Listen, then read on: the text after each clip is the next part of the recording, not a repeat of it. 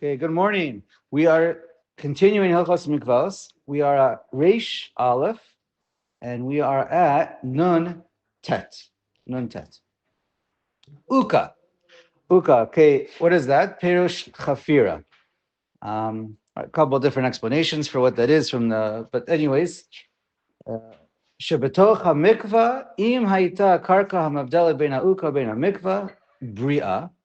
Basically, Uka is a deeper chamber, a deeper pit, but that was dug up below the main chamber of the main mikvah itself. Okay, so it depends. Now, so there's basically you were able to dig maybe from the side, whatever it is. You're able to dig like a little bit of a hole underneath your mikvah, and then that hole was able to is getting filled up with water, and it's connected. So let's keep reading. Shebetocha mikvah. Im haita hakarka. So if the ground between the upper mikvah and the lower hole or chamber, so that you're able to stand on it. Well, let's see. It's strong, and you can stand on it. V'yachol ha'amad atzma ein matbilin b'mayim sheba'uka ad shiyu me'uravim ima mikvah.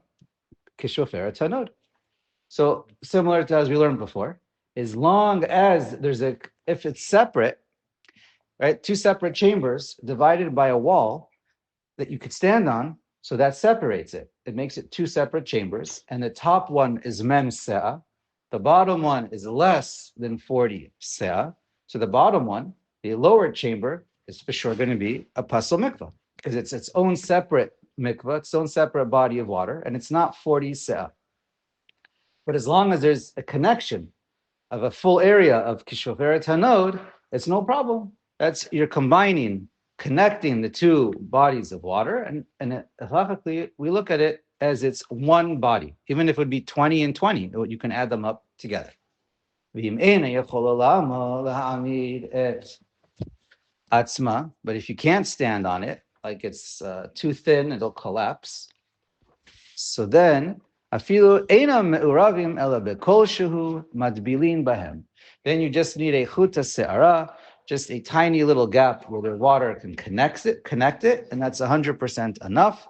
You do not need kishvaferet hanod because it's really not considered a completely two different chambers. It's like a small protrusion of the original body of water, like similar to the halacha that we just learned before. And so it's all considered one mikvah. Do you ever capture a picture of this in your mind? Yeah, I can maybe send you a picture. If you look in certain Mishnayos books or whatever, they'll have pictures. Basically, any chamber underneath another chamber. It's underneath. Yeah. Okay. Let that water get there. You poured it in from the side, or you have a hole. You have a hole, any little hole. The chisaron is memsa, and you connect it with a tiny little hole. So now the water drains in there and it fills it up. So as long as that wall is sturdy, then that's a separate mikvah, and it doesn't connect unless the opening is kishvaferet hanod. And we're not going to get into it again, but this is similar to the Chabad mikvah, where you have, it's not the whole story, but just it's partially, the partial story is if you have a Chabad mikvah, one mikvah on top of another, as long as you have an opening, and they make sure they have an opening. I think they make it a tefach by tefach. And then it's considered like one chamber. So they clean out the top water, and the bottom one is actually the kosher one. Here it's the reverse. But in their case, the otsar bor of mei geshamim is the bottom one. And in the top one, they filter out. And as long as, okay, anyway. Let's see. Samech. Shalosh gumot shebenachal. So now you have three separate what's it called?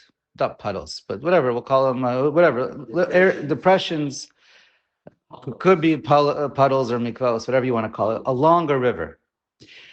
Hatachtona ve'elyona shel esrim se'ah. The top and bottom are esrim se'ah. So, right, we're assuming it's kosher water, but you don't have 40 se'ah. Ve'ham se'it shel arba'im. And the middle one is 40 se'ah. Vishataf shel geshamim over betoch hanachal. And then through the Megashamim, it goes Afal Pishahu Nichnas Letochan Viyotzai Mitochan, even though it goes in and out. Ein ze eruv, doesn't combine them. Ve'ein matbilin ela be'emtzait. The only one that's kosher is the middle one. She'ein hanischalin me'arvim ela inkein amdu. So in order to this is what it's saying. Basically, in order for there to be to combine and connect Mikvaos, we said you can have water connecting them, kishvoferet tanod, but this concept only works if it's still water, if the water is not moving, if you're having a river that's moving, and that's what's kishvoferet tanod, and that's what's connecting them, and we're talking about mei geshamim, then it does not make a connection. For a Mayan, it could be, I believe it's okay. I have to double check. I believe it's okay because Zochalin is okay for a Mayan. But if it's Mei Geshamim, I think that's what he also means over here by Shetef Shel Geshamim. Right. And the Shach says that beferish. Okay.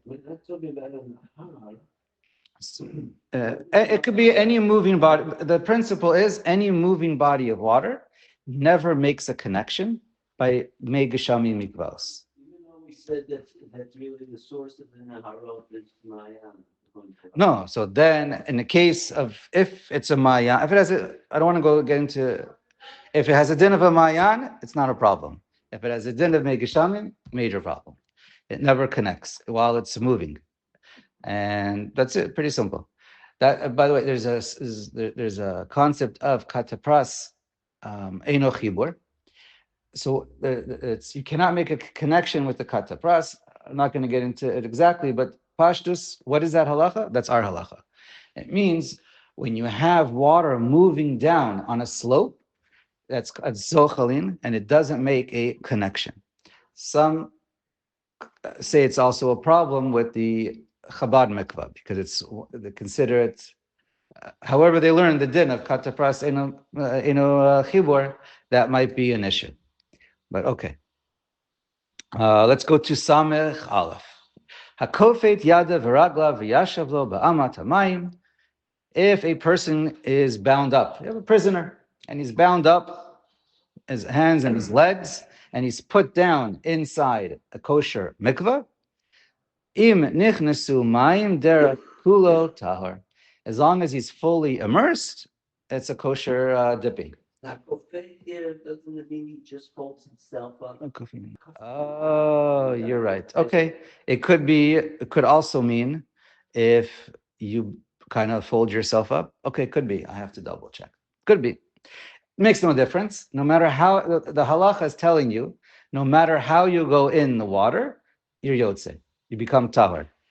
The Kesef Mishnah explains that you might think, I think it's the source, is it from the Rambam? I forget. But he writes, right, I think it could be it's the sources from the Rambam, or maybe a Tosefta. But the point is, it's not so clear exactly what's the Chiddush. So the Kesef Mishnah explains, because you might think that you can only go to a mikvah, derech gidulo, the way you normally, you grow, erect, or whatever is normal.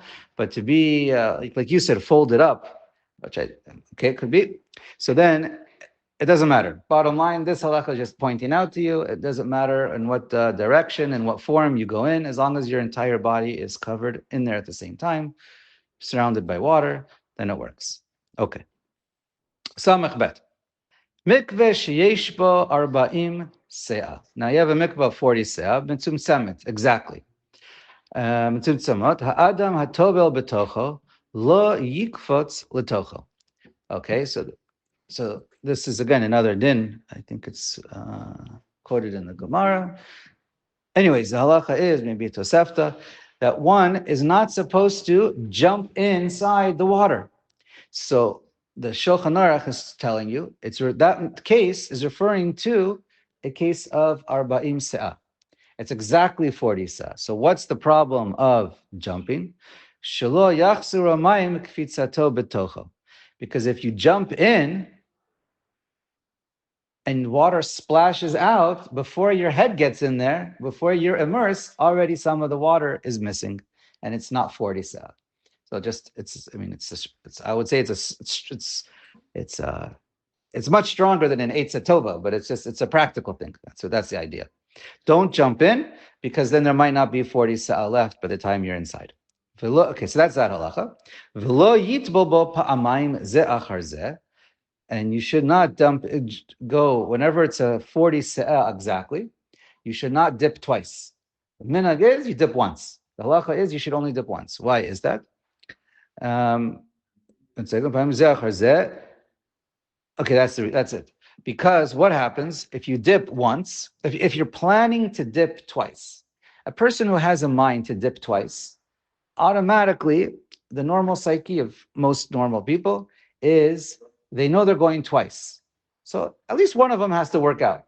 The first one of them, however their brain works, they might assume their ikr is the first or their ikr is the second, whatever it is. So they're going to, if they know they're going twice, they might have the mindset, and it's very normal, that the first time they're going to probably do a perfect job, but whatever.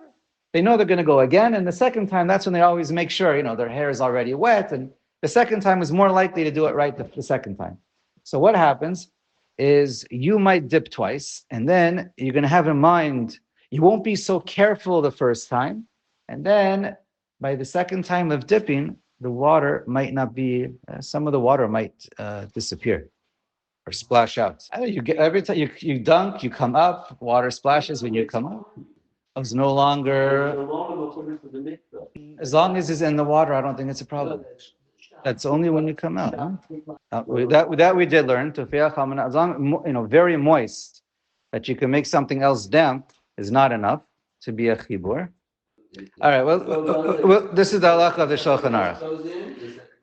Now, what I do want to point out is the Rambam, just out of interest, he quotes the same halacha from the Tosefta Gemara, but he gives a different reason for both of them. Is it's maguna.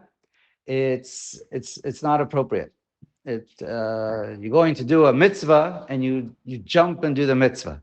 No, you do it with a little more Yoreh Shamayim, or what's it called, the Koved Rosh. So that's the Rambam's reason for that halacha. So for the Rambam, it makes no difference. Even our mikvahs that are way above 40 se'ah, he holds you shouldn't jump in like a swimming pool, because it looks. So I've been to a mikvah before. Sometimes you see if there's kids, they come to the mikvah, you see them jumping in, especially if they don't have a pool at home. So it's fun. So that's what the Rambam says you shouldn't do when you're doing it for the mitzvah. Doesn't mean, he didn't say you can never do that in the mikvah. He didn't say kids can't go. He just said when you're doing it for the mitzvah, that's maguna. Maybe it's for kids too. I don't know. Okay, and going twice, it's also maguna because it looks like you're doing it to cool off. Again, usually those mikvahs were cool. Generally, mikvahs were never hot. We're going to learn at the very end that there's a problem with hot mikvahs. Even though we're mekel nowadays, there is a problem. And what's it called? So anyways, it'll look like you're not doing it for the mitzvah. It'll look like you're doing it in order to cool off. And that's the problem with going twice. Okay, tavlu, we saw tavlu bo shnayim ze achar ze, and if you dip twice, once after another, alpha pishraglav shel rishon nogaot b'mayim. Well, the Shulchan Aruch says himself, even though your legs are they're still touching the water, you didn't get out. Hasheni betumato. 1 second. Tavlu bo shnayim ze achar ze. You have two people. They go one after another. Of mikvah, that's exactly 40. So the first guy goes in, and then he comes out. But he's still standing in there. His feet are in the water, and he didn't get out completely. So his body is soaking wet, but he's mostly out, or partially out. And the sheni goes in there, betumato. The second one stays tame. Shaharei chasru hamayim me'arba'im se'ah. Because when the second guy goes in, the first guy is still out, and his water is gone. So that's why if it's the same person going twice, we'll leave it as it's arachin. Let's do samech gimel. Heat bilbo beged ava shehamayim nivlayim b'tocha. You have a beged, clothing, you dipped in the water, and it's soaking wet. Kozman shehabeged nogeh b'mikvah hu kasher. As long as the beged is still, even if it's half out, but it's touching, then it's kosher. Okay, it's still, you still count the water. The water is not considered like it's missing, even though it's above the mikvah, it's out of the mikvah, but part of the beged, part of the water is out of the mikvah, but part of it is still inside, and it's all connected. It's still kosher. That water still counts. Even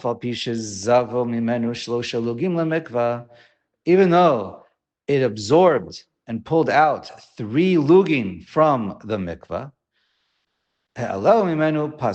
but if you pull it out completely and then you put it back in, well, it's too late. As soon as you pull out the beged completely with the absorbed 3 lugim, and now you have a mikvah that's less than 40 se'ah, right? All these problems are because it's less than 40 se'ah. So again, once you take it out, now the water inside, the whole mikvah, everything becomes pasal. Because this water that's in the beged becomes mayim shuvim, and now it's going back, it's going to pasal your mikvah.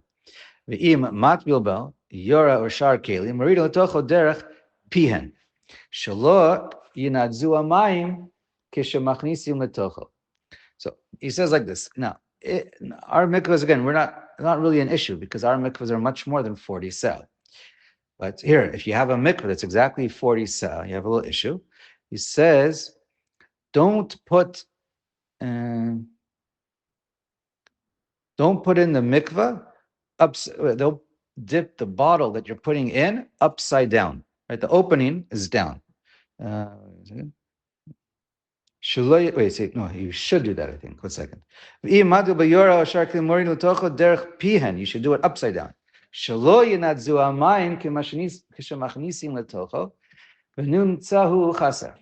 Because when you put it down upside down, the water doesn't splash out. I guess it's whatever the reason is, that's the assumption. It doesn't splash out, the water goes in, it's more narrow, whatever it is, and the water, you're going to stay with 40 se'ah. But if you put it upside down, when you put it in, obviously it depends how quick you put it in. Again, all these, it's not a halacha Moshe Misina, it's a principle or a real principle. It's more of common sense and being practical. Okay, so what you should put it down upside down, so it's not a problem. But then, while it's under the water, you have to flip it and make it and just lift it up the same way. Right. You have to make sure the water goes inside. So you might have to turn it to its side, make sure there's no bubbles. The water has to fill it up on the inside. But when you take it out, keep it upside down the way it was. So all the water goes back in. So all the water from the mikvah goes back in, and you still have 40 se'ah. Obviously, we're talking about a case when it was exactly 40 se'ah, but a mashahu more, because a little bit of water is going to stick on the bottle. Also, if you do it the other way, then the water that you take, if you were to take out the bottle regularly, and you have exactly 40 se'ah, and you pick up the bottle, you're going to have a bottle full of water. Now the mikvah is less than 40, and you turn it upside down to put the water back in there for the next dish or the next person. Well, now you just put in 3 lugin of mayim shuvim, or whatever. You don't have enough of 40 se'ah to make it kosher anymore. So it's just important that you don't be careful when you have a mikvah. It's exactly 40. And